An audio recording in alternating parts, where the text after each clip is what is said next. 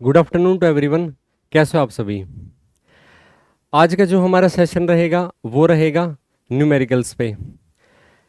Last class में हमने electricity chapter के बारे में डिस्कशन किया था, जिसमें हमने Ohm's law, combination of resistance, series combination, parallel combination, उसके बाद resistance, resistivity and their temperature dependency, electric circuit, electric cell, electric switch, ये सब टॉपिक हमने डिस्कस किए थे। आज हम उस की एप्लीकेशन के बारे में बात करेंगे जो एग्जाम पॉइंट ऑफ व्यू से काफ़ी इंपॉर्टेंट रहने वाली है। तो आपने बड़े ही ध्यान से आज का सेशन अटेंड करना है। आइए स्टार्ट करते हैं। पहला जो हमारा क्वेश्चन है, इसमें क्या पूछा हुआ है, calculate the number of electrons. Number of electron find out करने हैं constituting 1 coulomb of charge. Number of electron, कितने नंबर ऑफ इलेक्ट्रॉन की रिक्वायरमेंट रहेगी 1 कूलम के चार्ज को क्रिएट करने के लिए, ये हमारा क्वेश्चन है। आपको ना चार्ज का मैग्नीट्यूड गिवन है, charge is equal to 1 coulomb. Number of electron आपको फाइंड आउट करने हैं। अगर आप ना चार्ज की बात करो, चार्ज का एक नेचर होता है, charge is always quantized in nature. Quantization of charge से हमारा क्या मतलब है, चार्ज हमेशा ना इलेक्ट्रॉनिक चार्ज का मल्टीपल ही रहेगा। किसी भी बॉडी पे अगर किसी अमाउंट का चार्ज अगर पेयर होगा, वो इलेक्ट्रॉन और प्रोटॉन के जो चार्ज होता है ना, उसका इंटीग्रल मल्टीपल रहेगा हमेशा। यानी कि अगर आप क्वांटाइजेशन नेचर की बात करो,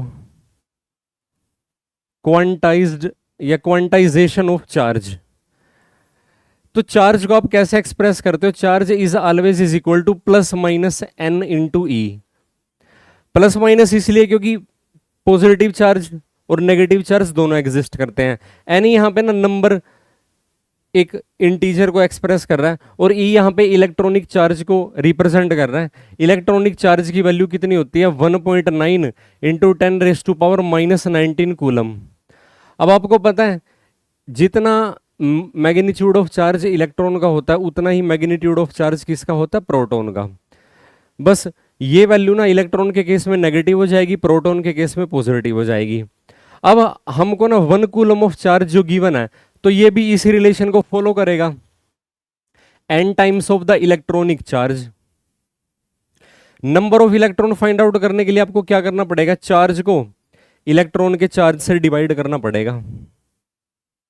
चार्ज हमको गिवन है 1 कूलम डिवाइडेड बाय इलेक्ट्रॉन के चार्ज की वैल्यू 1.6 इंटू 10⁻⁻19 कूलम। कूलम से कूलम कैंसिल हो जाएगा, तो आपके पास जो न्यूमेरिकल वैल्यू आएगी, अगर आप इसको न्यूमरेटर में शिफ्ट करते हो 10⁻19 डिवाइडेड बाय 1.6, फर्दर अगर आप इसको सोल्व करते हो, आप इसको कैसे लिख सकते हो, 10⁻20 डिवाइडेड बाय 16।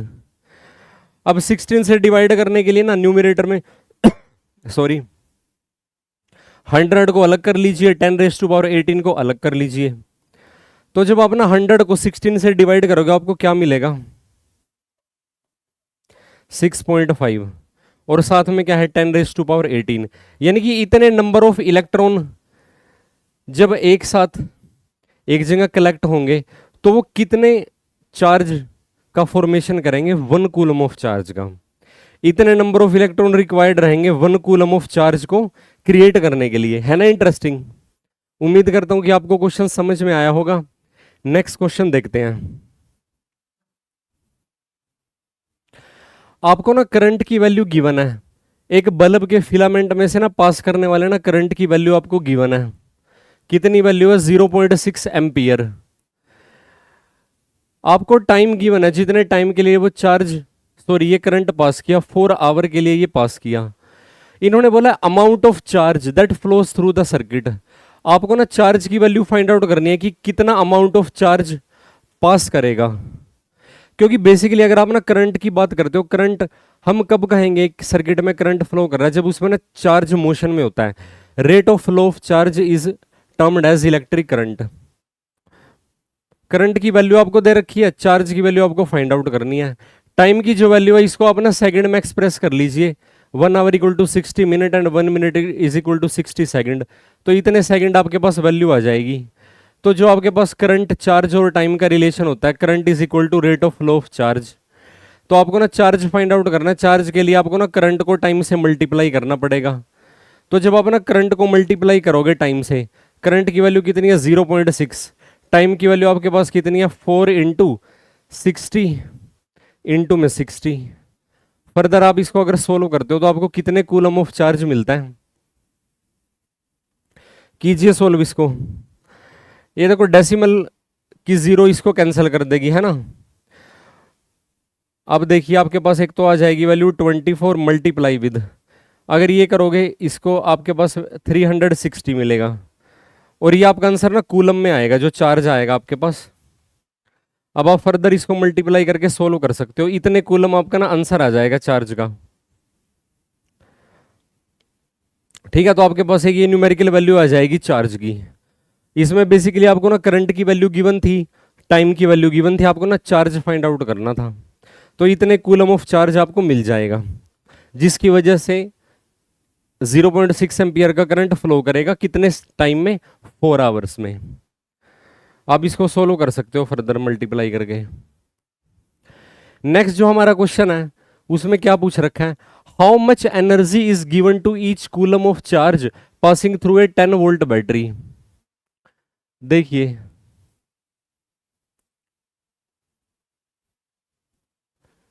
बैटरी की जो आपको ना वोल्टेज गिवन है, वोल्टेज कितनी गिवन है, 10 वोल्ट की बैटरी गिवन है, जो पोटेंशियल डिफरेंस है बैटरी के एंड के अक्रॉस। इन्होंने बोला how much energy is given to each coulomb of charge. देखो बैटरी से पास होने वाले ना चार्ज, जब वो सर्किट में कनेक्ट करते हैं तो वायर से जो करंट पास करेगा बेसिकली, है ना। तो इन्होंने बोला कि उसको ना कितनी एनर्जी की रिक्वायरमेंट होगी, एनर्जी आपको फाइंड आउट करनी है। 10 volt battery to each coulomb of charge, 1 coulomb of charge के लिए, है ना। चार्ज की वैल्यू कितनी है, 1 कूलम ऑफ चार्ज है, उसके लिए कितनी एनर्जी रिक्वायरमेंट होगी अगर आपने ना 10 वोल्ट का सोर्स सर्किट में कनेक्ट किया हुआ है। अब देखिए जो आपको ना potential difference, basically potential difference को आप ना कैसे डिफाइन करते हो, amount of work done per unit charge. ऐसे ही तो हम पोटेंशियल को डिफाइन करते हैं। यूनिट चार्ज को पोटेंशियल बैरियर को क्रॉस करने, सॉरी पोटेंशियल डिफरेंस को क्रॉस करने के लिए जितना अमाउंट ऑफ वर्क डन करना पड़ेगा उसी को तो हमने पोटेंशियल डिफाइन किया था बेसिकली, है ना। जैसे एक सोर्स चार्ज की फील्ड में आप एक ना यूनिट पॉजिटिव टेस्ट चार्ज को एंटर करवाते हो, उसी को तो पोटेंशियल बोलते हैं। अब एनर्जी, देखो एनर्जी बेसिकली हमको ना पहले यहाँ पे ना वर्क की वैल्यू फाइंड आउट करनी पड़ेगी। चार्ज को आप ना वोल्टेज से मल्टीप्लाई कर दो, तो जो आपके पास वर्क आ जाएगा वो कितना आ जाएगा, चार्ज की वैल्यू तो है 1 कूलम, वोल्ट की वैल्यू कितनी है, वोल्टेज की 10 वोल्ट, तो ये आपके पास आ जाएगा 10 जूल। अब देखिए जो वर्क डन है, वर्क और एनर्जी क्या होते हैं, एक दूसरे के इक्विवेलेंट होते हैं, तो 10 जूल की एनर्जी रिक्वायरमेंट होएगी 1 कूलम ऑफ चार्ज को पास करने के लिए, किससे, 10 वोल्ट की पोटेंशियल को क्रॉस करने के लिए। वर्क एनर्जी प्रिंसिपल से भी आपने ये बात सीख रखी है कि वर्क और एनर्जी एक दूसरे के इक्विवेलेंट होते हैं, ठीक है। तो इस तरीके से ये जो एनर्जी होगी अमाउंट ऑफ वर्क डन के इक्वल होगा, जो क्या होगा, पोटेंशियल इनटू चार्ज। पोटेंशियल को 4 से मल्टीप्लाई करना पड़ेगा आपको। नेक्स्ट जो हमारा क्वेश्चन है उसमें क्या बताया हुआ है, एक इलेक्ट्रिक हीटर है, इलेक्ट्रिक हीटर के एंड के अक्रॉस ना, टर्मिनल के अक्रॉस ना 50 वोल्ट का पोटेंशियल डिफरेंस अप्लाई कर दिया। आपको ना वोल्टेज की वैल्यू की बना, कितने वोल्ट की सप्लाई दी है, 50 वोल्ट की। इतने वोल्ट की सप्लाई देने से ना कितना करंट फ्लो किया हीटर से, 4 एम्पियर का करंट पास किया। What current will the heater draw if the potential difference is increases to 100 volt, 100 volt, ठीक है। अब इन्होंने क्या कहा है, अगर आप ना पोटेंशियल डिफरेंस को डबल कर दो, पहले अप्लाइड पोटेंशियल कितना था, 50 वोल्ट का था, अब अप्लाइड पोटेंशियल डिफरेंस 100 वोल्ट का है, तो जो अमाउंट ऑफ करंट है जो हीटर के अंदर से पास करेगा उसकी वैल्यू इंक्रीज होगी या उसकी वैल्यू डिक्रीज होगी, ये हमको फाइंड आउट करना है पोटेंशियल की वैल्यू डबल करने से। देखिए ओम्स लॉ के अकॉर्डिंग, ओम्स लॉ की स्टेटमेंट क्या है, current is directly proportion to applied potential difference. Basically सबसे पहले ना हमारे पास है ना एक ना वोल्टेज सोर्स होता है, वोल्टेज सोर्स को हम ना एक डिवाइस से कनेक्ट करते हैं जिससे हमने करंट पास करवाना है, या एक कंडक्टर भी आप बोल सकते हो। तो सबसे पहले ना वोल्टेज का कंसेप्ट आता है, करंट का कंसेप्ट बाद में आता है। तो करंट किसके डायरेक्टली प्रोपोर्शनल है? वोल्टेज के। अगर आप इसको ना इक्वालिटी में चेंज करते हो आपको मिलता है V डिवाइडेड बाय R। तो यहां से आपको फॉर्मूला मिलता है ओम्स लॉ के according V is equal to I R, है ना। तो बेसिकली करंट और वोल्टेज का ना लीनियर रिलेशनशिप है, आपस में डायरेक्टली प्रोपोर्शनल का रिलेशनशिप है।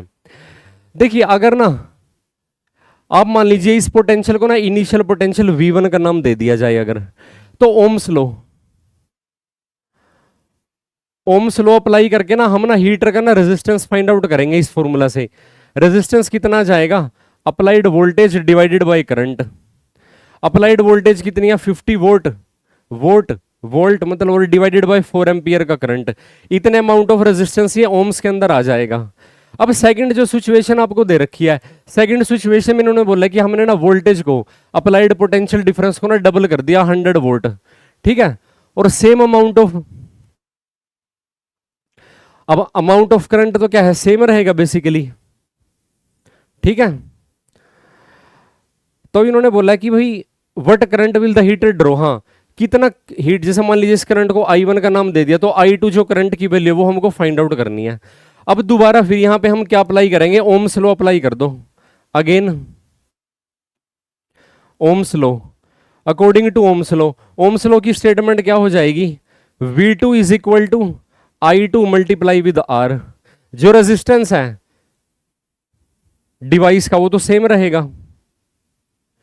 अब आपको ना I2 की वैल्यू फाइंड आउट करनी है, तो I2 की वैल्यू कितनी आ जाएगी? V2 divided by R। Applied voltage की वैल्यू कितनी दे रखी है आपको? 100 वोल्ट। इसको रेजिस्टेंस से डिवाइड कर दो, रेजिस्टेंस की वैल्यू कितनी है? 50 डिवाइडेड बाय 4 ओम। तो ये आपका आंसर ना एम्पियर में आ जाएगा, और ये कितना आएगा? 100 मल्टीप्लाई 4 डिवाइडेड बाय 50। ये 2 पे कैंसिल हो जाएगा, 8 एम्पियर आपका आंसर आ जाएगा। इनिशियली करंट कितना था? 4 एम्पियर का था। हमने ना देखो वोल्टेज सोर्स का जो मैग्नीट्यूड है वो डबल कर दिया, 50 से 100 कर दिया। तो करंट का अमाउंट देखिए, इनिशियली करंट कितना पास किया था? 4 एम्पियर, और अब करंट कितना पास कर रहा है? 8 एम्पियर। तो करंट क्या हो जाएगा? डबल हो जाएगा। और यही ओम्स लॉ की स्टेटमेंट है कि जो अमाउंट ऑफ करंट फ्लो है वो अप्लाइड पोटेंशियल डिफरेंस के डायरेक्टली प्रोपोर्शनल है। अगर पोटेंशियल को डबल करोगे तो करंट भी क्या हो जाएगा? सर्किट में डबल हो जाएगा। अगर वोल्टेज को हाफ कर दोगे तो करंट भी क्या हो जाएगा? हाफ हो जाएगा। उतने ही प्रोपोर्शन में करंट चेंज हो जाएगा। उम्मीद करता हूं कि आपको क्वेश्चन समझ में आया होगा। आप इस क्वेश्चन में देखो, अगर ना आप इसको ना डायरेक्ट करना चाहते हो ना, देखो करंट का क्या है? वोल्टेज के प्रोपोर्शनल है, डायरेक्टली प्रोपोर्शनल है। तो देखिए I1 proportional to V1, I2 proportional to V2, ठीक है। और अगर आप इनकी रेशियो ले लोगे, I2 डिवाइडेड बाय I1, ये किसके बराबर हो जाएगा? V2 divided by V1। Constant of proportionality cancel हो जाएगा। V2 क्या है? 100 है, V1 क्या है? 50 है। तो I2 की वैल्यू क्या हो जाएगी? Twice of I1। I1 की वैल्यू कितनी थी? 4 एम्पियर, तो उसका डबल हो जाएगा 8 एम्पियर। वोल्टेज को डबल करने से ना करंट की वैल्यू डबल हो जाएगी। उम्मीद करता हूं कि आपको क्वेश्चन समझ में आ रहा होगा। नेक्स्ट क्वेश्चन देखते हैं। आपको ना एक ना कॉपर की वायर गिवन है, एक कॉपर की ना वायर गिवन आपको इस क्वेश्चन में। इन्होंने बोला उस कॉपर की वायर का जो डायामीटर है, ठीक है, डायामीटर कितना है? x millimetre. और जो उसकी रेजिस्टिविटी है, रेजिस्टिविटी उसकी y ओम मीटर है। रेजिस्टिविटी का सिंबल रो होता है। What will be the length of this wire to make its resistance z ohm. अगर आपको ना इस वायर का रेजिस्टेंस कितना बनाना है? z ओम बनाना है इसका रेजिस्टेंस, तो आपको ना इसकी कितनी लेंथ चूज करनी पड़ेगी? लेंथ की वैल्यू आपको ना फाइंड आउट करनी है। देखिए आपको ना एक ना कॉपर की वायर गिवन है, उस वायर का आपको area of cross section given है, उस वायर की आपको रेजिस्टिविटी रो कितनी y है, उसकी वैल्यू रेजिस्टिविटी की वो गिवन है, जो नेचर ऑफ मटेरियल की प्रॉपर्टी होती है, ठीक है, नेचर ऑफ मटेरियल पर डिपेंड करता है। आपको बेसिकली उसकी ना लेंथ की वैल्यू फाइंड आउट करनी है, जो आपको ना z ओम का रेजिस्टेंस प्रोवाइड करे, ठीक है। अब देखिए रेजिस्टेंस रेजिस्टिविटी और डायमेंशन ऑफ ए कंडक्टर, इनके बीच में एक ना रिलेशनशिप होता है, वो फॉर्मूले का यूज करना पड़ेगा हमको। Resistance is given by resistivity into length of the conductor divided by area of cross section, ये रिलेशनशिप होता है बेसिकली, ठीक है। और यहाँ पे ना कंडक्टर का रेजिस्टेंस है, रो उसकी रेजिस्टिविटी है, एल उस कंडक्टर की लेंथ है, ए क्या है, एरिया ऑफ क्रॉस सेक्शन है। हमको ना लेंथ की वैल्यू फाइंड आउट करनी है। लेंथ की वैल्यू क्या हो जाएगी इस फॉर्मूले से, resistance into area divided by resistivity. Resistance की वैल्यू आपको कितनी गिवन है, जेड, पुट कर दीजिए। एरिया देखो, इसका जो एक फेस है पर्टिकुलर, उसका जो एरिया है वो सर्कल शेप में है, तो इसका एरिया जाएगा पाई इंटू रेडियस का स्क्वायर डिवाइडेड बाय रेजिस्टिविटी, है ना। अब आपको ना इसका डायमीटर गिवन है x मिलीमीटर, रेडियस क्या हो जाएगी, हाफ ऑफ द डायमीटर, तो ये बन जाएगा pi z divided by rho, radius का स्क्वायर यानी कि हाफ ऑफ द डायमीटर का स्क्वायर, x/2 का करना पड़ेगा आपको स्क्वायर। तो आपको ना कितनी उसकी लेंथ कंसीडर करनी पड़ेगी, तो आपके पास जो लेंथ की वैल्यू आएगी फाइनली वो कितनी वैल्यू मिलेगी आपको, L is equal to pi z x square divided by 4 into rho. इतनी अमाउंट ऑफ लेंथ आपको ना कंडक्टर की कंसीडर करनी पड़ेगी, जिससे आपको ना z ओम का रेजिस्टेंस मिले उस वायर का। उम्मीद करता हूं कि आपको क्वेश्चन समझ में आया होगा। नेक्स्ट इसमें क्या पूछ रखा है, how much does the resistance change if the diameter of the wire is double. Wire के डायमीटर को डबल कर दिया जाए तो उसके ना रेजिस्टेंस पे क्या इफेक्ट रहेगा। अब देखिए, हम ये लोग अच्छे से जानते हैं कि जो रेजिस्टेंस है वो लेंथ के तो डायरेक्टली प्रोपोर्शनल होता है, लेकिन एरिया के वो क्या है, इनवर्सली प्रोपोर्शनल होता है। अगर एरिया को बढ़ाओगे तो रेजिस्टेंस की वैल्यू डिक्रीज हो जाएगी, है ना। अब देखिए, डायामीटर उसका ना क्या कर दिया, हमने डबल कर दिया। अब हम ये देखते हैं कि एक वायर का अगर डायामीटर आप डबल कर दोगे तो उसके एरिया में कितना चेंज आएगा। देखिए, एरिया ना रेडियस के स्क्वायर के प्रोपोर्शनल होता है, क्योंकि जो कंडक्टर का मान लीजिए एक सिलेंड्रिकल शेप कंडक्टर है, जो उसके एंड फेसेस होंगे वो तो एक सर्कल होंगे ना। सर्कल का एरिया क्या होता है, पाई इंटू रेडियस का स्क्वायर। अगर आप ना वायर का डायमीटर डबल कर रहे हो, इसका मतलब आप उसकी सिंपल रेडियस को डबल कर रहे हो, एरिया भी उसका क्या हो जाएगा। और एरिया आर के स्क्वायर पे डिपेंड करता है, यानी कि उसका एरिया 4 टाइम्स हो जाएगा। रेडियस को डबल करने से एरिया 4 टाइम्स हो जाएगा, रेजिस्टेंस 1/4 टाइम्स हो जाएगा, यानी कि रेजिस्टेंस की वैल्यू क्या हो जाएगी, पहली वैल्यू का 1/4। अब देखिए जरा, मान लीजिए ये रेजिस्टेंस की पहली वैल्यू है, इसको R1 का नाम दे दिया हमने। मान लीजिए इसको हम ऐसे लिखते हैं, R1 की वैल्यू क्या हो जाएगी, रो L divided by area. Area को ना रेडियस की टर्म्स में लिखते हैं, पाई R1 का स्क्वायर, ठीक है। और डेनोमिनेटर से 4 न्यूमरेटर में आ जाएगा। ये इक्वेशन आपके पास 1 है। अब इन्होंने क्या बोला कि उसका ना जो डायमीटर है वो डबल कर दिया, ठीक है। अच्छा, आप इसको ना रेडियस के टर्म्स में भी कर सकते हो, उससे कोई फर्क नहीं पड़ने वाला। ये इनिशियल रेजिस्टेंस है, डायमीटर अगर डबल होगा तो रेडियस भी तो डबल होगी ना। अब देखिए, जो आपको ना रेजिस्टेंस फाइंड आउट करना है उसके लिए आपको क्या, जो कांस्टेंट वैल्यू है ना, देखो 4 रो L डिवाइडेड बाय पाई, है ना, 1/R2 की वैल्यू क्या हो जाएगी, उसका ना डबल कर दिया, रेडियस डबल कर दी, तो ये बन जाएगा ट्वाइस ऑफ R1 का स्क्वायर। तो आप इसको अगर कैलकुलेट करते हो तो ये क्या आ जाएगा, R1 का ना 1/4 आ जाएगा। तो वायर का जो रेजिस्टेंस है वो पहले की कंपैरिजन में कितना हो जाएगा, 1/4 बन जाएगा रेजिस्टेंस, यानी कि 25% रेजिस्टेंस रह जाएगा उस वायर का। उम्मीद करता हूं कि आपको क्वेश्चन समझ में आया होगा। तो इस तरीके से आप ना रेजिस्टेंस को उसके डायमेंशन की टर्म में एक्सप्रेस कर सकते हो। और हमने ये चीज सीखी है कि अगर डायमेंशन के अंदर वेरिएशन आएगा तो रेजिस्टेंस के अंदर चेंजेस आएंगे। अच्छा, यहाँ पे आपकी नॉलेज के लिए चीज बता देता हूँ मैं, एक जो रेजिस्टिविटी है ना, अगर इसी स्टेटमेंट में आपसे ये पूछते कि डायमीटर को डबल कर दे या फिर डायमीटर को हाफ कर दे, लेंथ को डबल कर दे या फिर लेंथ को हाफ कर दे, रेजिस्टिविटी पे क्या इफेक्ट पड़ेगा, there is no effect on the resistivity. क्योंकि जो रेजिस्टिविटी है वो ना मटेरियल की प्रॉपर्टी है, नेचर ऑफ मटेरियल पे या फिर नेचर ऑफ मेटल पे डिपेंड करता है, डायमेंशन से इंडिपेंडेंट रहती है रेजिस्टिविटी। रेजिस्टिविटी टेम्परेचर डिपेंडेंट होती है। यहां पे वेरिएशन सिर्फ रेजिस्टेंस के अंदर आएगा, क्योंकि रेजिस्टेंस है डायमेंशन डिपेंडेंट होता है। तो अगर आप उसकी इनिशियल रेजिस्टिविटी को रो 1 का नाम देते हो और फाइनल रेजिस्टिविटी को रो 2 का नाम देते हो तो वो सेम रहेंगी। इस ऐसा चेंज करने के बावजूद भी जो डायमेंशन के अंदर चेंज हुआ है बेसिकली, क्योंकि resistivity is independent from the dimension of the conductor. Next question है, ये काफी इंटरेस्टिंग क्वेश्चन है और मोस्ट इंपोर्टेंट क्वेश्चन है एग्जाम पॉइंट ऑफ व्यू से, ये आपने बड़े ध्यान से समझना है। एक वायर को ना स्ट्रेच किया जिससे उसकी लेंथ n टाइम्स हो गई उसकी ओरिजिनल लेंथ के कंपैरिजन में। देखिए मान लीजिए इनिशियली आपके पास एक कंडक्टर है जिसकी लेंथ आपको गिवन है l, आप इसको L1 से डिनोट कर लो, annual is equal to L। अब इन्होंने क्या कहा है, इस वायर को हमने ना स्ट्रेच कर दिया। स्ट्रेच का मतलब इसको ना खींच के इसकी ना लंबाई को बढ़ा दिया, और इसकी जो लंबाई है वो पहले के कंपैरिजन में कितनी बढ़ गई, वो पहले के कंपैरिजन में मान लीजिए इसकी जो सेकेंडली इसकी लेंथ बनी है वो है इनिशियल लेंथ का ना n टाइम्स हो गई, एक्चुअल लेंथ का क्या रहेगी n टाइम्स बन गई। देखो अगर आप एक वायर को ना स्ट्रेच करते हो तो स्ट्रेच करने से अगर उसकी लेंथ इंक्रीज होती है तो उसका डायमीटर डिक्रीज हो जाएगा। उसका रीजन क्या है, क्योंकि वॉल्यूम कांस्टेंट रहेगा थ्रू आउट, उस वायर का जो ओवरऑल वॉल्यूम है वो तो सेम रहेगा।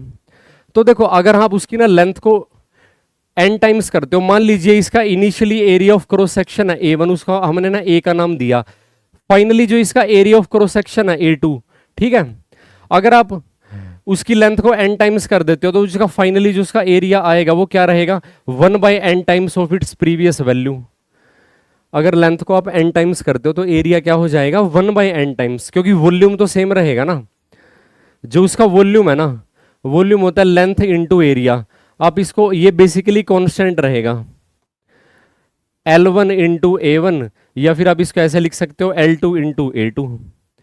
लेंथ को बढ़ाओगे एरिया कम हो जाएगा, लेंथ को डिक्रीज करोगे एरिया की वैल्यू बढ़ जाएगी। What will be the new resistance of the wire, पहला हमारा जो क्वेश्चन है उसमें ये पूछ रखा है कि जो ये ना स्ट्रेचिंग करने के बाद जिसमें हमने लेंथ को n टाइम्स बढ़ा दिया, नए रेजिस्टेंस की वैल्यू क्या आएगी। अब क्या रेजिस्टेंस सेम नहीं रहेगा, पहले वाला नहीं रहेगा बिल्कुल भी, क्योंकि रेजिस्टेंस ना डायमेंशन पे डिपेंड करता है। रेजिस्टेंस के फॉर्मूला में लेंथ भी इन्वॉल्व होती है, एरिया ऑफ क्रॉस सेक्शन भी इन्वॉल्व होता है। आइए देखते हैं। मान लीजिए उसका जो इनिशियल रेजिस्टेंस है वो R1 है, R1 की वैल्यू क्या हो जाएगी आपके पास, resistivity initial length divided by initial area of cross section, जिसको A1 का नाम दिया हमने, इसको इक्वेशन नंबर 1 मान लीजिए। सेकेंडली जो हम ना उसका रेजिस्टेंस फाइंड आउट कर रहे हैं वो किस सिचुएशन में कर रहे हैं, रेजिस्टिविटी तो सेम रहेगी, लेंथ उसकी बन जाएगी L2 और एरिया बन जाएगा A2। अब हम ये देखते हैं कि जो फाइनल लेंथ और इनिशियल लेंथ उनके बीच में क्या रिलेशनशिप है। हमने क्या किया, लेंथ को ना n टाइम्स कर दिया ना ओरिजिनल लेंथ का, तो L2 की वैल्यू क्या बन जाएगी n times of the previous value n times of L1 divided by area की वैल्यू क्या बन जाएगी 1/n times of its previous value. अब यहां से जब अपना फॉर्मूला n न्यूमरेटर में चला जाएगा, ये बन जाएगा n square rho L1 divided by A1, या आप इसको, और ये वैल्यू क्या है, ये R1 की वैल्यू है इक्वेशन नंबर 1 से, तो n स्क्वायर R1, तो उसका जो फाइनल रेजिस्टेंस है वो इनिशियल रेजिस्टेंस का क्या बन जाएगा n स्क्वायर टाइम्स बन जाएगा, यानी कि रेजिस्टेंस की वैल्यू इंक्रीज करेगी क्योंकि कंडक्टर की लेंथ को हमने बढ़ा दिया है ना। इंटरेस्टिंग। रेजिस्टिविटी सेम रहेगी, वो मैंने आपको पहले वाले क्वेश्चन में भी बताया था, क्योंकि वो नेचर ऑफ मेटल पे डिपेंड करता है। तो इस तरीके से ना लेंथ को अगर n टाइम्स बढ़ाओगे तो रेजिस्टेंस की वैल्यू n स्क्वायर बढ़ जाएगी। मान लीजिए अगर हमने लेंथ को डबल कर दिया तो रेजिस्टेंस बन जाएगा 4 टाइम्स, अगर लेंथ को कर दिया 3 टाइम्स रेजिस्टेंस बन जाएगा 9 टाइम्स, अगर लेंथ को कर दिया 5 टाइम्स रेजिस्टेंस बन जाएगा 25 times. What will be the new resistivity of the wire, देखिए जो उसकी नई रेजिस्टिविटी है, मान लीजिए हम उसको ना रो 2 से एक्सप्रेस करते हैं और पहले वाली रेजिस्टिविटी को रो 1 से एक्सप्रेस करते हैं, तो रेजिस्टिविटी उसकी सेम रहेगी। इसका रीजन क्या है, बिकॉज रेजिस्टिविटी इज द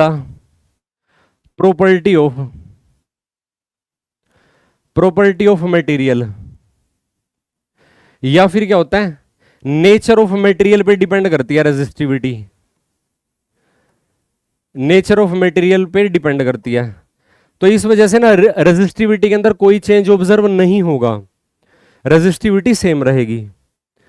मान लीजिए आपके पास है ना कॉपर का एक ये पीस है, अगर आप इसकी रेजिस्टिविटी की बात करो और यही से सेम वायर का इतना लंबा टुकड़ा है, तो दोनों की रेजिस्टिविटी सेम रहेगी, क्योंकि वायर तो सेम है ना कॉपर की, उसका नेचर ऑफ मेटल, उसका मेटल तो सेम है, मटेरियल सेम है, तो वो मटेरियल की प्रॉपर्टी है ना कि उसके डायमेंशन पर डिपेंड करती है। उम्मीद करता हूं कि आपको क्वेश्चन समझ में आया होगा। नेक्स्ट क्वेश्चन देखते हैं। अब ये क्वेश्चन ना पहले वाले क्वेश्चन का क्या है, रिवर्स है। इसमें ना बेसिकली वायर की लेंथ को ना डिक्रीज किया जा रहा है, यानी कि वायर को एक्सटर्नल फोर्स की हेल्प से ना कंप्रेस किया जा रहा है, तो कंप्रेस करोगे उसकी ना लेंथ डिक्रीज हो जाएगी, लेकिन क्योंकि ना ओवरऑल वॉल्यूम कांस्टेंट रहेगा तो उसका एरिया बढ़ जाएगा। मान लीजिए वायर की जो इनिशियल लेंथ है, ये वायर की इनिशियल लेंथ है L1, ठीक है, L1 की वैल्यू मान लीजिए L1 है, और इसका A1 area of cross section है A। अब इन्होंने क्या कहा है, इसको ना कंप्रेस कर दो। अगर इसको कंप्रेस करोगे तो इसका ना एरिया की वैल्यू बढ़ जाएगी, लेंथ की वैल्यू डिक्रीज हो जाएगी। तो जो L2 है वो क्या रहेगा, पहली वाली लेंथ का इन्होंने क्या कर दिया, 1/n टाइम्स कर दिया, तो इससे जो इसका फाइनल एरिया आएगा वो इनिशियल एरिया का क्या बन जाएगा, n टाइम्स बन जाएगा, क्योंकि ओवरऑल जो उसका वॉल्यूम है, वॉल्यूम तो हमको कांस्टेंट रखना पड़ेगा ना, लेंथ इनटू एरिया, उसकी वैल्यू तो कांस्टेंट रहेगी basically. L1 into A1 is equal to L2 into A2। तो इस सिचुएशन में आपको ये बताना, but will be the new resistance of the wire. वही बात है, डायमेंशन चेंज हो रहे हैं। पहले वाले क्वेश्चन में क्या था, हमने ना वायर को स्ट्रेच करके ना लेंथ को बढ़ा दिया था, इस बार वायर को ना कंप्रेस करके ना उसकी लेंथ को कम कर रहे हैं। तो आइए देखते हैं कि रेजिस्टेंस पे क्या इफेक्ट पड़ेगा। मान लीजिए उसका ना जो इनिशियल रेजिस्टेंस है उसकी वैल्यू R1 है, तो R1 की वैल्यू क्या हो जाएगी, resistivity of the metal initial length of the conductor divided by area of cross section of the conductor या फिर वायर। इसको इक्वेशन 1 का नाम कंसीडर कीजिए।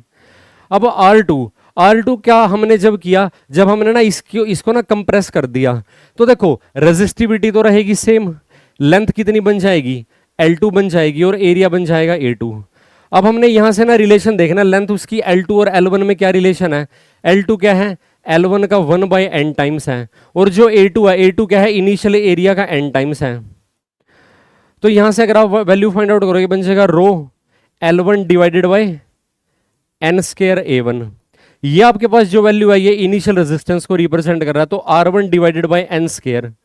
तो जो आपका ना फाइनली जो रेजिस्टेंस आएगा वो इनिशियल रेजिस्टेंस का क्या बन जाएगा, 1/n स्क्वायर टाइम्स, अगर उसकी लेंथ को हम क्या करते हैं 1/n टाइम्स करते हैं, है ना इंटरेस्टिंग। यानी कि अगर आपने एक ना वायर की लेंथ को ना हाफ कर दिया तो रेजिस्टेंस कितना बन जाएगा, नए वाला 1/4। अगर आपने एक वायर की लेंथ को 1/3 कर दिया तो रेजिस्टेंस कितना बन जाएगा, 1/n टाइम्स। और अगर आपने एक वायर की लेंथ को 1/4 कर दिया यानी कि 1/4, तो उसका नया रेजिस्टेंस कितना जाएगा, 1/16 times of the previous value. तो इस तरीके से आप ना रेजिस्टेंस की वैल्यू फाइंड आउट करते हो। What will be the new resistivity of the wire. अब जैसा कि मैंने पहले क्वेश्चन में भी डिस्कस किया था, जो रेजिस्टिविटी है वो नेचर ऑफ मटेरियल पे डिपेंड करता है, वो डायमेंशन से इंडिपेंडेंट रहता है। तो जो रेजिस्टिविटी है वो क्या रहेगी, सेम रहेगी। रेजिस्टिविटी की वैल्यू के अंदर कोई चेंज नहीं आएगा, ये कांस्टेंट रहेगी, क्योंकि ये मेटल नेचर ऑफ मटेरियल की प्रॉपर्टी है। अच्छा, हमने ये तो कंसीडर कर लिया कि भी लेंथ को हमने n टाइम्स बढ़ा दिया, लेंथ को 1/n टाइम्स डिक्रीज कर दिया। अगर इन्हीं क्वेश्चन में क्या करें, ये पूछा जाए कि हमने एरिया को n टाइम्स बढ़ा दिया, तब रेजिस्टेंस कितना होगा। अगर आप ना एरिया को n टाइम्स करोगे तो लेंथ कितनी बन जाएगी, 1/n टाइम्स। ये वाला केस रिपीट हो जाएगा, समझ रहे हो। दूसरा, अगर आपने एरिया को क्या कर दिया, 1/n टाइम्स डिक्रीज कर दिया, तो इससे पहले तो लेंथ कितनी बन जाएगी, n टाइम्स बढ़ जाएगी। तो इससे प्रीवियस वाला क्वेश्चन एप्लीकेबल होगा उस केस में भी, ठीक है। तो आपसे 4 सिचुएशन पूछ सकते हैं। लेंथ को n टाइम्स बढ़ाया तो रेजिस्टेंस कितना बनेगा, n स्क्वायर टाइम्स। लेंथ को 1/n टाइम्स डिक्रीज किया तो रेजिस्टेंस कितना बनेगा, 1/n स्क्वायर टाइम्स। एरिया को n टाइम्स बढ़ा दिया तो रेजिस्टेंस कितना रहेगा, 1/n स्क्वायर टाइम्स, क्योंकि रेजिस्टेंस एरिया के इनवर्सली प्रोपोर्शनल है। अगर एरिया को 1/n टाइम्स कर दिया तो रेजिस्टेंस बन जाएगा n स्क्वायर टाइम्स, ठीक है। उम्मीद करता हूं कि आपको कंसेप्ट समझ में आ रहा होगा। नेक्स्ट क्वेश्चन देखते हैं। एक वायर का आपको ना रेजिस्टेंस गिवन है, एक वायर का रेजिस्टेंस आपको गिवन है 4 ओम। इसको ना स्ट्रेच कर दिया, स्ट्रेच का मतलब है इसको ना खींच के इसकी लंबाई बढ़ा दी। Such that its length is increases by twice of its original length. यहां पे वर्ड आया हुआ है इंक्रीजेज बाय। अगर इंक्रीज्ड बाय लिखा हो ना, आपको ना जो नई लेंथ है वो प्रीवियस वैल्यू में ना उसकी डबल वैल्यू ऐड करनी पड़ेगी। ठीक है, इससे पहले जो हमने क्वेश्चन डिस्कस किया था कि लेंथ को n टाइम्स कर दिया, वहां पे ये था कि length increases to, increases to का मतलब है फाइनल वैल्यू, यहां पे लिखा हुआ है इंक्रीजेज बाय। अब देखिए इसको समझते हैं कैसे। मान लीजिए जो उसकी इनिशियल लेंथ है वो L1 है, इनिशियल एरिया उसका A1 है, ठीक है, रो उसकी रेजिस्टिविटी या R1 उसका रेजिस्टेंस है, इन्होंने बोला है, और रेजिस्टेंस कितना दिया हुआ है इसका 4 ओम गिवन है। इसकी लेंथ को ना increases by twice of its original length. इसकी लेंथ क्या बन जाएगी, इंक्रीजेस बाय। इंक्रीजेस बाय का क्या मतलब है, जो इसकी नई लेंथ आई है वो क्या रहेगी, प्रीवियस लेंथ में ना डबल ऐड करना पड़ेगा, 3 टाइम्स ऑफ ओरिजिनल लेंथ बन जाएगा। क्या लिखा हुआ है, इंक्रीज बाय। किसी क्वांटिटी को इंक्रीज बाय करना हो तो उसकी एक्चुअल वैल्यू में जितने फैक्टर से उसको इंक्रीज किया हुआ उसको ऐड करना पड़ता है। यहां पे लिखा हुआ है इंक्रीजेस बाय ट्वाइस, तो हमने एक्चुअल वैल्यू में उसका ट्वाइस ऐड करा, तभी तो ये नई वैल्यू आई, इंक्रीजेस बाय लिखा हुआ है। अगर लिखा होता इंक्रीजेस टू, फिर सिर्फ ये केस आता जो कि डबल वाला है। इंक्रीजेस टू का मतलब है कि जो फाइनल लेंथ है वो डबल हो गई। इंक्रीज्ड बाय का क्या मतलब है, ओरिजिनल लेंथ में डबल वैल्यू ऐड करके ट्रिपल हो गई लेंथ उसकी, तो नई लेंथ आपके पास ये आई है। अच्छा, वॉल्यूम को कांस्टेंट रखने के लिए एरिया को क्या करना पड़ेगा, 1/3 होना पड़ेगा, क्योंकि बेसिकली जो इसका वॉल्यूम है वायर का वो तो कांस्टेंट रहेगा। ठीक है, अब देखिए नया रेजिस्टेंस फाइंड आउट करना है। मान लीजिए पहले वाले रेजिस्टेंस को हमने R1 से एक्सप्रेस किया, रो L1 डिवाइडेड बाय A1, इसको इक्वेशन 1 से एक्सप्रेस करना है। जो फाइनल उसका रेजिस्टेंस आया R2, उसकी वैल्यू क्या बन जाएगी, रो L2 डिवाइडेड बाय A2। ठीक है, रेजिस्टिविटी लेंथ कितनी बन गई, ट्रिपल बन गई, और एरिया कितना बन गया, 1/3 बन गया, A1 डिवाइडेड बाय 3। तो आप इसको अगर लिखते हो तो ये बन जाएगा 9 रो L1 डिवाइडेड बाय A1, तो ये बन जाएगा 9 टाइम्स, ये थी आपकी इक्वेशन 1 से देखोगे R1 की वैल्यू। तो फाइनली आपको जो रेजिस्टेंस की वैल्यू मिली है वो क्या रहेगी, इनिशियल वैल्यू का 9 टाइम्स उसका रेजिस्टेंस बढ़ जाएगा। नए रेजिस्टेंस की वैल्यू क्या हो जाएगी, इनिशियल रेजिस्टेंस का 9 टाइम्स, तो ये आपका ना नया रेजिस्टेंस आएगा प्रीवियस वैल्यू का 9 टाइम्स। उम्मीद करता हूं कि आपको क्वेश्चन समझ में आया होगा। इसके बेसिस पे जो भी क्वेश्चन बनते हैं आपने प्रैक्टिस करनी है। नेक्स्ट जो हमारा क्वेश्चन है, इन्होंने बोल रखा आपको एक सोर्स दिया हुआ है 12 वोल्ट का, इसको कनेक्ट किया हुआ है रेजिस्टेंस के ना सीरीज कॉम्बिनेशन के साथ, है ना, connected in series with resistance. ये रेजिस्टेंस का आपको ना सीरीज कॉम्बिनेशन गिवन है। इन्होंने बोला कि करंट आपको बताना है 0.5 ओम के रेजिस्टेंस से ना कितना करंट पास करेगा बेसिकली, है ना। अगर आपको ना 12 वोल्ट की सप्लाई दी हुई है, अब देखो हम ना पहले यहां पे ना सर्किट डायग्राम बनाएंगे, ठीक है। ये आपका पहला रेजिस्टेंस है 0.1 ओम का, दूसरे रेजिस्टेंस की वैल्यू है 0.2 ओम, तीसरे रेजिस्टेंस की वैल्यू है 0.4 ओम, फोर्थ रेजिस्टेंस है 0.5 ओम, और फाइनली फिफ्थ रेजिस्टेंस है 10 ओम। ठीक है, इन सभी रेजिस्टेंस के अक्रॉस जो बेसिकली वोल्टेज की सप्लाई गिवन है वो कितनी गिवन है, 12 वोल्ट की सप्लाई गिवन है। अब इन्होंने ये पूछा है कि हमसे कि भाई जो करंट पास करेगा ना 0.5 ओम के रेजिस्टेंस से वो कितना करंट पास करेगा। पहला रेजिस्टेंस कितना है 0.1 ओम, दूसरा 0.2 ओम, तीसरा 0.4 ओम, फोर्थ है 0.5 ओम, और फाइनली आपके पास है 10 ओम। देखिए सीरीज कॉम्बिनेशन ऑफ रेजिस्टेंस में ना हमको पता ही है कि भाई रेजिस्टेंस है ना एक दूसरे के साथ ना one end of the resistance is connected to the another end. क्या होता है कि जो अमाउंट ऑफ करंट पास करता है वो सब के सब रेजिस्टेंस है ना एक जैसा करंट पास करता है। मान लीजिए इससे करंट पास करेगा आई एम्पियर, तो इससे भी आई एम्पियर, इससे भी आई एम्पियर, इससे भी आई एम्पियर, और इससे भी आई एम्पियर। तो वो कितना 0.5 एम्पियर से कितना करंट पास करेगा, जितना पूरे सर्किट का करंट है। पूरे सर्किट का करंट आपको फाइंड आउट करने के लिए क्या करना पड़ेगा, अप्लाइड वोल्टेज को total resistance of the series combination, उससे आपको क्या करना पड़ेगा, डिवाइड करना पड़ेगा। अब आप लोग ये बात जानते हो कि सीरीज कॉम्बिनेशन ऑफ रेजिस्टेंस में जो इफेक्टिव रेजिस्टेंस होता है सर्किट का, वो किसके इक्वल होता है, sum of the individual resistance. और वो जो टोटल रेजिस्टेंस नई वैल्यू आती है वो इंडिविजुअल रेजिस्टेंस से हमेशा लार्ज वैल्यू होगी। ठीक है, इनमें जो सबसे बड़ा रेजिस्टेंस है उसकी वैल्यू से भी वो ज्यादा होती है, क्योंकि आप ना सबके सब रेजिस्टेंस को क्या कर रहे हो, ऐड कर रहे हो।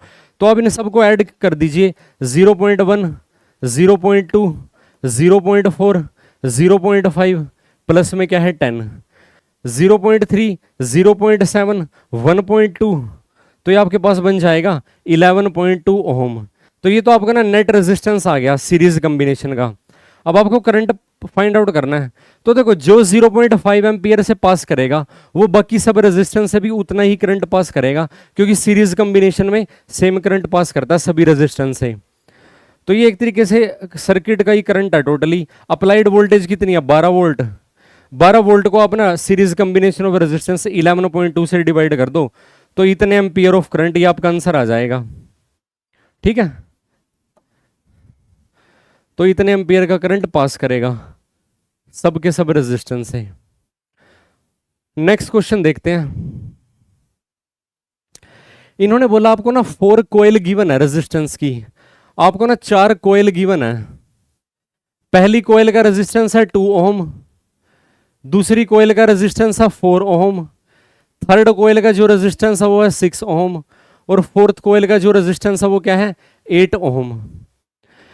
इन्होंने बोला कि maximum value of the resistance क्या बनेगा इस सर्किट का, अगर ये चारों रेजिस्टेंस किसी सर्किट का पार्ट हो, यानी कि अगर इनको आप ना सीरीज कॉम्बिनेशन ऑफ रेजिस्टेंस में अप्लाई करो और उसके एंड क्या करो, उसे एक ना वोल्टेज सोर्स यानी कि बैटरी कनेक्ट करो, तो इन्होंने बोला कि उसका ना मैक्सिमम कितना रेजिस्टेंस आपको प्रोवाइड करेंगे।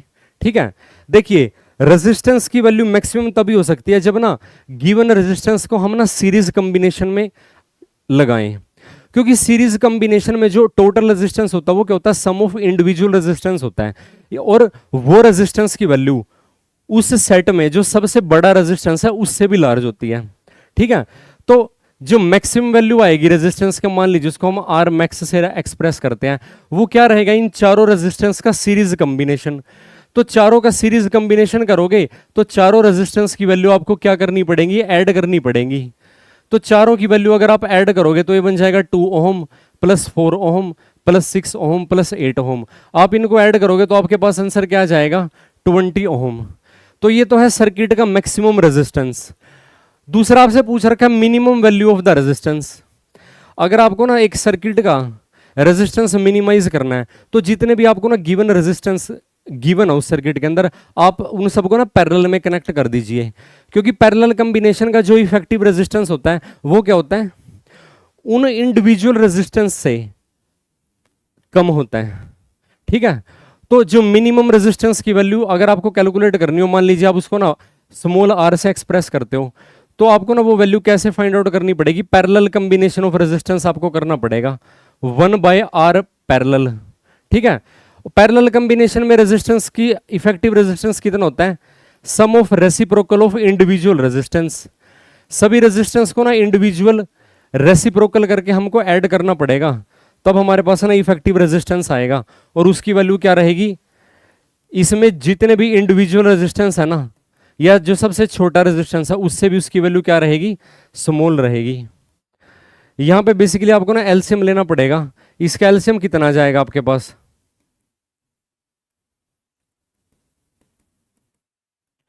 एलसीएम फाइंड आउट कर लो आप इसका पहले। इसका एलसीएम आपके पास आ जाएगा 24। तो 24 एलसीएम है, तो देखो पहली क्वांटिटी आपको यहाँ पे मिलेगी 12, दूसरी क्वांटिटी आपको मिलेगी 6, तीसरी क्वांटिटी आपको मिलेगी 4, और फोर्थ क्वांटिटी मिलेगी आपको 3। तो 1/r जो पैरेलल कॉम्बिनेशन का इफेक्टिव रेजिस्टेंस है वो क्या बन जाएगा, 24 तो डेनोमिनेटर के अंदर है, 12 और 6 बन जाएंगे 18, 18 और 4 कितना बन जाएगा 22, 22 और 23 ये आपके पास बन जाएगा 25। अगर आप इसको ना रेसिप्रोकल करते हो तो r की वैल्यू क्या बन जाएगी, 24 डिवाइडेड बाई 25, ये ना लेस देन 1 रहेगी। अब देखो इसमें ना कोई भी रेजिस्टेंस ना 1 से छोटा नहीं है, लेकिन फिर भी इफेक्टिव रेजिस्टेंस की वैल्यू लेस देन 1 आई है, क्योंकि पैरेलल कॉम्बिनेशन में जो टोटल रेजिस्टेंस होता है उसकी वैल्यू डिक्रीज हो जाती है। उम्मीद करता हूं कि आपको क्वेश्चन समझ में आया होगा ये वाला। तो आपको अगर ना रेजिस्टेंस की वैल्यू मैक्सिमाइज करनी है तो आपको रेजिस्टेंस को सीरीज में कनेक्ट करना पड़ेगा, और अगर आपको ना इफेक्टिव रेजिस्टेंस की वैल्यू को स्मॉल अचीव करना है तो आपको ना सभी रेजिस्टेंस को पैरेलल में कनेक्ट करना पड़ेगा। नेक्स्ट क्वेश्चन देखते हैं। इसमें क्या बताया हुआ, इन्होंने बोला कि भी आपको ना 3 रेजिस्टर गिवन है, तो 3 रेजिस्टर में आपको ना 12 ओम के ना 3 रेजिस्टेंस गिवन है। आपको ना 2 तरीके के सर्किट डिजाइन करने हैं। 2 सर्किट ऐसे डिजाइन करने हैं। पहला, आपको ना 12 ओम के 3 रेजिस्टेंस को जोड़ के एक ऐसा सर्किट बनाना है, पहली सिचुएशन में उसका नेट रेजिस्टेंस 18 ओम आपको वैल्यू मिले। ठीक है, अब देख तो अगर देख लिए, मान लीजिए अगर आपने 12 ओम के रेजिस्टेंस को अगर आप ना सीरीज में कनेक्ट करते हो, हम ना पॉसिबल कॉम्बिनेशन चेक कर लेते हैं। देखो ये 12 ओम, ये 12 ओम, ये 12 ओम, यहां पे जो आपका ना नेट रेजिस्टेंस आएगा यह आ जाएगा 36 ओम। तो ये वाली सिचुएशन तो पॉसिबल नहीं है 18 ओम को अचीव करने के लिए। अगर हम इन तीनों को ना पैरेलल में कनेक्ट करें तो पैरेलल में 1/r पैरेलल वो क्या बन जाएगा 1/12, 1/12 प्लस 1/12, ये बन जाएगा 3/12 यानी कि 1/4। तो पैरेलल कॉम्बिनेशन का रेजिस्टेंस बन जाएगा 4 ओम। ये सिचुएशन पॉसिबल नहीं है, क्योंकि हमको ना एक बार तो 18 ओम का सर्किट डिजाइन करना है और दूसरी बार 8 ओम का सर्किट डिजाइन करना है। तो ना तो इनका सीरीज कॉम्बिनेशन पॉसिबल है और ना ही इनका पैरेलल कॉम्बिनेशन पॉसिबल है। अब हम मिक्स कॉम्बिनेशन देखते हैं। ठीक है, मिक्स कॉम्बिनेशन में ना हम ऐसा कर सकते हैं कि 2 रेजिस्टेंस को हम सीरीज में कनेक्ट कर दें और उनके दोनों के पैरेलल में हम क्या करें, तीसरे रेजिस्टेंस को कनेक्ट कर दें। दूसरा ये हो सकता है कि हम 2 रेजिस्टेंस को पैरेलल में कनेक्ट कर दें और तीसरे को क्या करें, उनके साथ ना सीरीज में कनेक्ट कर दें। तो देख लेते हैं, हम सिचुएशन कंसीडर करके चलते हैं कि भी जैसे तक 12 ओम का एक रेजिस्टेंस है, इसके पैरेलल में हमने ना 12 ओम का दूसरा रेजिस्टेंस कनेक्ट कर दिया। ठीक है, और इन दोनों के साथ ओवरऑल 12 ओम का रेजिस्टेंस आपने सीरीज में कनेक्ट कर दिया। तो यहाँ पे अगर आपको ना इफेक्टिव रेजिस्टेंस फाइंड आउट करना, मान लीजिए ये पॉइंट ए है और ये पॉइंट बी है, effective resistance between point A and B. देखो जैसे अगर यहाँ से करंट पास करेगा तो करंट को ये 2 रास्ते मिल गए, यानी कि ये 2 रेजिस्टेंस तो पैरेलल में कनेक्ट है, क्योंकि इनसे ना different amount of current pass करेगा, यानी कि 12 ओम इज इन पैरेलल विद 12 ओम। ठीक है, और ये इन दोनों का जो नेट रेजिस्टेंस आएगा वो 12 ओम के साथ सीरीज में है, तो ये थर्ड वाला 12 सीरीज में कनेक्ट है। अगर 12 ओम का रेजिस्टेंस 12 के साथ सीरीज में कनेक्ट है, सॉरी पैरेलल में कनेक्ट है, तो उसका इफेक्टिव रेजिस्टेंस कितना आता है। अगर देखो दोनों रेजिस्टेंस की वैल्यू सेम होना तो उसका अपना हाफ कर दो, 6 आ जाएगा। आप इसको कैलकुलेट भी कर सकते हो, देख लीजिए 12 × 12 डिवाइडेड बाई 12 + 12, तो ये आपके पास आ जाएगा 12 × 12 डिवाइडेड बाई ट्वाइस ऑफ 12। 12 से 12 कैंसिल, तो देखो 6 ओम आ जाएगा। 12 और 12 को पैरेलल में करोगे 6 आ जाएगा। 6 को ना सीरीज में किया हुआ 12 के साथ, तो यहाँ से 6 और 12 अगर सीरीज में है तो इफेक्टिव रेजिस्टेंस क्या आ जाएगा, उनका सम आ जाएगा, क्योंकि सीरीज में रेजिस्टेंस ऐड हो जाता है। तो 18 ओम वाली सिचुएशन हमको मिल गई। तो इस तरीके का आपको ना सर्किट डिजाइन करना पड़ेगा। 2 12 ओम के रेजिस्टेंस आपको पैरेलल में कनेक्ट करने पड़ेंगे और उन दोनों के पैरेलल कॉम्बिनेशन के साथ एक ना सीरीज में 12 ओम कनेक्ट करना पड़ेगा। अब देख लीजिए सेकंड सिचुएशन, आपको ना 8 ओम का सर्किट डिजाइन करना है। अब 8 ओम के लिए हम क्या कंसीडर करके चलते हैं, मान लीजिए हमने ना 12 ओम के ना 2 रेजिस्टेंस सीरीज में कनेक्ट कर दिए। ठीक है, और इन दोनों के साथ जो तीसरा 12 ओम है उसको ना पैरेलल में कनेक्ट कर दिया। मान लीजिए ये पॉइंट है सी और ये पॉइंट है डी। देखो 12 ओम और 12 ओम सीरीज में है और ये ओवरऑल इस 12 के साथ पैरेलल में है। तो इफेक्टिव रेजिस्टेंस जो सी और डी के बीच में बनेगा वो क्या बनेगा। ठीक है, देखो 12 और 12 अगर सीरीज में है तो ये बन जाएगा 24 ओम। 24 ओम पैरेलल में कनेक्ट है 12 ओम के साथ। तो पैरेलल में अगर वो कनेक्ट है तो उसका इफेक्टिव रेजिस्टेंस कितना आएगा, दोनों रेजिस्टेंस को मल्टीप्लाई कर दो और डिवाइड में दोनों रेजिस्टेंस को अपना ऐड कर दीजिए। तो ये बन जाएगा 24 × 12 डिवाइडेड बाई, आपको वैल्यू मिलेगी 36। अगर आप इसको कैंसिल करोगे 3 पे चला जाएगा और ये 8 पे चला जाएगा, तो 8 ओम इसका आंसर आ जाएगा। यानी कि अगर 3 12 ओम के रेजिस्टेंस से आपको ना 8 ओम का इफेक्टिव रेजिस्टेंस निकालना हो तो आपको ना 2 रेजिस्टेंस तो करने पड़ेंगे सीरीज में कनेक्ट, और उनके सीरीज कॉम्बिनेशन को थर्ड रेजिस्टेंस के साथ करना पड़ेगा पैरेलल में कनेक्ट। और अगर आपको 18 ओम चाहिए, 2 को कर दो पैरेलल में कनेक्ट, उन दोनों के पैरेलल कॉम्बिनेशन को थर्ड के साथ कर दीजिए सीरीज में। तो इस तरीके से आप ना इफेक्टिव रेजिस्टेंस फाइंड आउट कर सकते हो। उम्मीद करता हूं कि आज का लेक्चर आपको समझ में आया होगा। अगर फिर भी आपको कोई डाउट है तो आप ना डिस्कस कर सकते हो इसको। इसके बेसिस पे जितने पॉसिबल है एप्लीकेशन है, जैसे एनसीईआरटी के क्वेश्चन है या कोई और आप एमसीक्यू बुक फॉलो कर रहे हो, उसके आपको क्वेश्चन की प्रैक्टिस करनी है और बड़े पेशेंस के साथ आपने ये क्वेश्चन सोल्व करने हैं। मिलते हैं नेक्स्ट क्लास में एक नए टॉपिक के साथ। Thank you very much and have a nice day.